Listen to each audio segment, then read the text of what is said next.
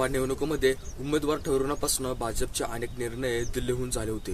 त्यांचा फटका आता बसला होता. आता ही बाब समोर आलेली असताना आता आगामी विधानसभा निवडणुकीच्या महाराष्ट्रातील भाजपच्या नेत्यांशी चर्चा करून उपमुख्यमंत्री देवेंद्र फडणवीस यांनी निर्णय घ्यावेत अशी भूमिका राष्ट्रीय नेतृत्वाने घेतली असलेले चित्र आहे.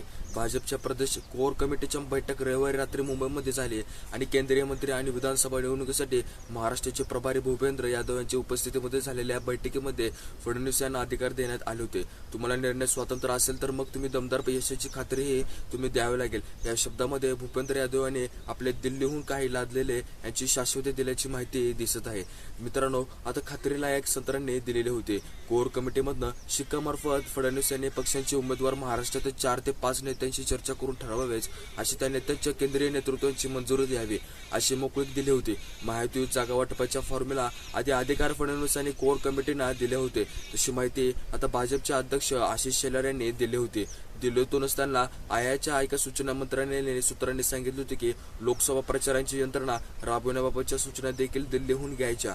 पराभवाची कारणे जेव्हा जाणून घेतली तेव्हा सगळे समोर आले होते. आता स्वतः संघाच्या प्रत्येक जिल्ह्यातील यंत्रणेशी समन्वय योग्य पद्धतीने साधला गेला होता. अशीच तक्रारीही आता समोर आल्या गेल्या होत्या. पण असं सर्व गोष्टी होत असताना आपल्याला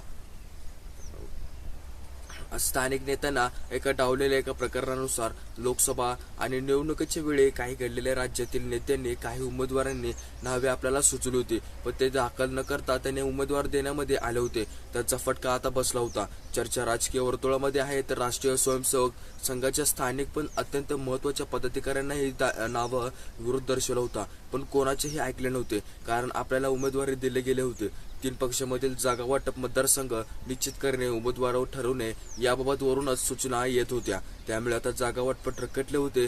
पण असं हे गोष्टी होत असताना तरी व्हिडिओ कसा वाटला, व्हिडिओ आवडल्यास व्हिडिओ लाईक करायला अजिबात विसरू नका. भेटूया अशा नवीन व्हिडिओमध्ये. तोपर्यंत बाय बाय.